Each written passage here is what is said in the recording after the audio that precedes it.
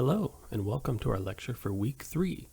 We will be discussing the grand staff, ledger lines, and registers, with some auxiliary concepts as well. The first slide is simply a review of the material we covered in the previous week's lecture.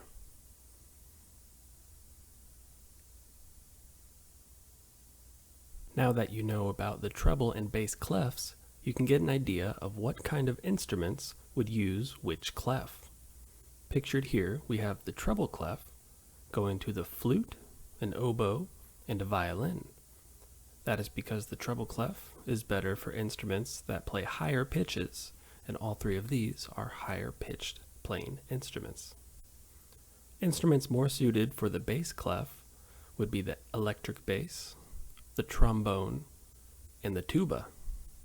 The bass clef is a little more obvious, since it has in its name that it is for bass or lower pitched instruments.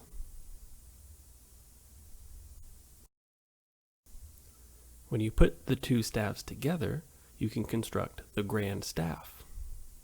Sometimes this will be referred to as the great staff, but it's more common to call it the grand staff. The grand staff is a pair of staves connected by a brace, seen here on the left side of these clefs. The brace indicates that one instrument or one musician will read both staffs simultaneously. This is great for instruments that have a very large range in the upper end and the lower end. The best example of this is a piano, as the piano can play very high notes and it can play very low notes. This would not work, however, for an instrument such as the flute, because the flute does not play low enough to utilize the bass clef.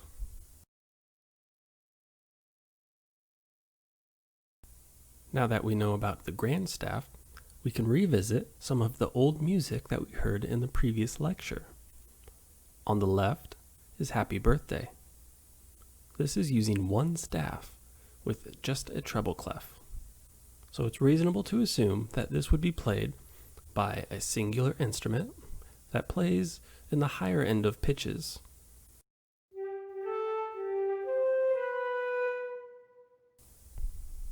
On the right, we have Beethoven's Moonlight Sonata.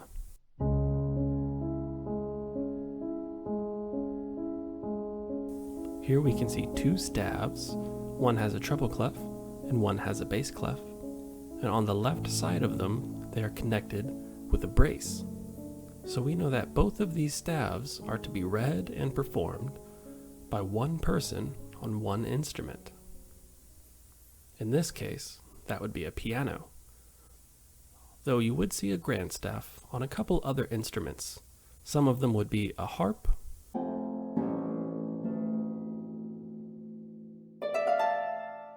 a marimba, which is like a xylophone,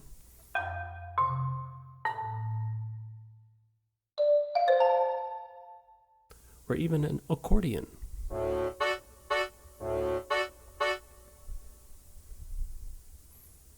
The next concept we will be discussing are ledger lines. These are smaller lines that are drawn above or below a staff to represent pitches that go beyond the range of that staff. Pictured here on the right, we have a treble and a bass clef showing all of the pitches going above and below their staves, and the ledger lines that go with them to help identify what pitch they are. There are two common mistakes that you might encounter when first using ledger lines. The first is that the ledger line should only be long enough to accommodate the pitch that you are using it for. This top example has a sixth line drawn on the staff, but it should only be a small dash. The second mistake is putting a ledger line above a note head. You only need the ledger line to go through the note head or below it. That gives us enough information to know the name of the pitch.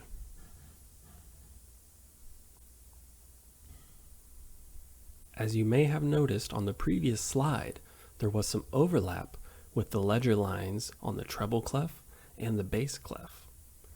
Specifically, that the first ledger line below the treble clef was a C, and the first ledger line above the bass clef was also a C. This is not a coincidence. These are the same pitches. If I play both pitches separately, starting with the C below the treble clef, we will see that the C is the same that would be heard if I played the C above the bass clef. This creates a good marker that we can use as a reference to make sure we are playing in the correct register, and it's a great reference for comparing pitches across all of the instruments. I have laid out here the more scientific explanation for how this works. You do not need to know this necessarily, but it may aid you in your understanding of the overall concept. Something else you may have noticed on the staff is that you can have the same alphabetical character multiple times. This can make it tricky if you want to have someone play a specific pitch when there are multiples of the same name to choose from. For example, if you were in a band or a choir or an orchestra, maybe you would ask somebody, "Hey, play a G." But then they might say, "Which G do you want me to play?" Following the scientific explanation, you're not likely to ask them to play a G at 382 Hertz. You might ask them to play the G above middle C, but that still lacks some clarity. A more precise system is already available for identifying which G you would want them to play. Every set of the 7 letters of the alphabet have a number that go with them that tells us what range they fall in. Typically, middle C, the bridge between the treble and the bass clef on the grand staff, is referred to as C4. This is because on a typical 88-key piano, middle C will be the 4th C going from left to right. We will discuss the layout of the keyboard in a future lecture. Using this system, we are more accurately able to identify the range and specific pitch we are talking about. You might think that A would be a good starting point for these labels and having it reset every time you get to the beginning of the alphabet. But instead, we start with C. So you start with C and you go through the alphabet, D, E, F, G, A, B, and then you start over. Seen here at the left, it starts at C2, which is a C 2 ledger lines below the bass clef. And everything following that also has a 2. So from left to right, we have C2, D2, E2, all the way up to B2. Then the next C we call C3, and we follow that all the way through to B3, which takes us to middle C, or C4. So if we revisit the previous problem of asking somebody to play a specific pitch, now you might say, "Hey, could you play a G4?" as pictured here in the bottom right of the slide. The next concept we will discuss is timbre, the distinct quality of sound made by an instrument that makes it identifiable. An example of this is if a trumpet and a flute were to play the same pitch. Could you still tell them apart? Let's try that now.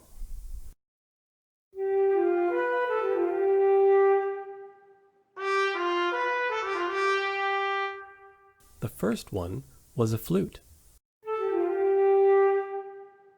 The second one was the trumpet. The reason you were able to tell the difference was because of their timbres. This is like a sonic fingerprint that allows us to tell the two instruments apart.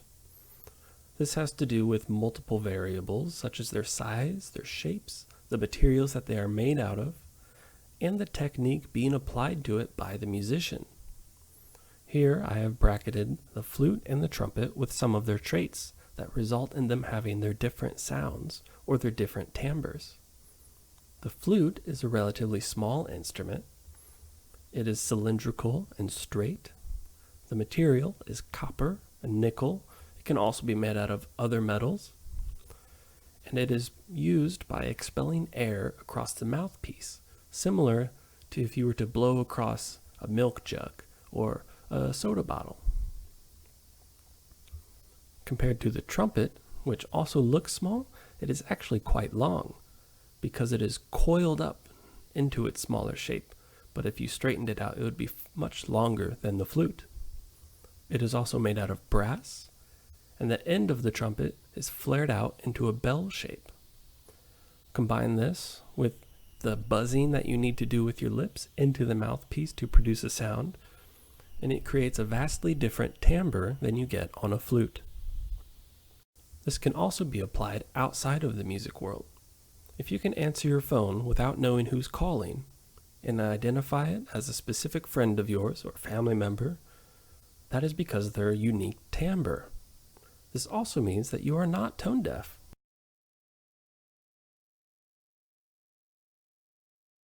Our final concept for this lecture is register.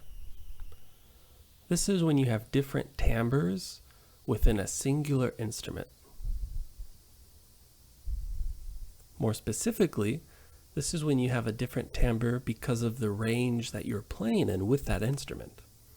Some instruments can change their timbre by affecting them or modifying them or changing up your technique when you play them.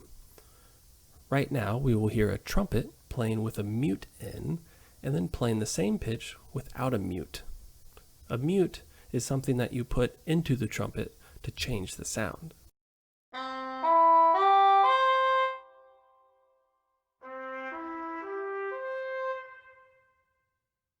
That does change the trumpet's timbre, but it is not because of a register.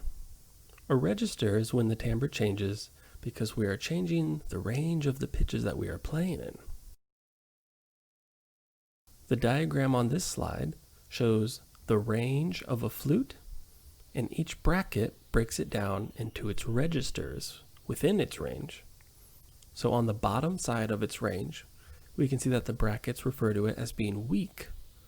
This is because a flute at the bottom end of its range has a very breathy sound and it doesn't project very well.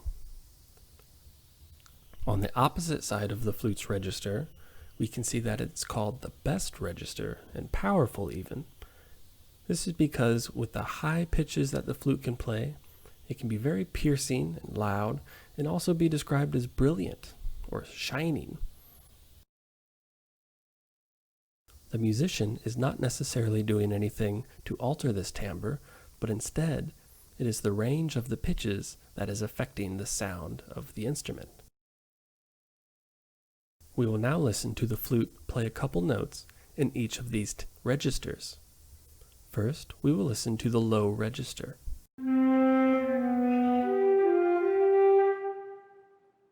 Now we will listen to the middle register.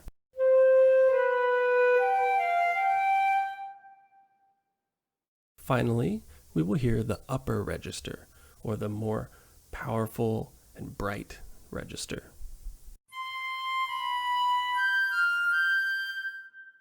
Many instruments can change their timbre by moving to different registers in their range. Some instruments cannot do this. And that covers all of our concepts for this week's lecture. In the next lecture, we will get into rhythm, or the horizontal aspect of the staff as seen as a grid. Some of the concepts we will cover will be pulses, meters, measures, and rhythmic note values.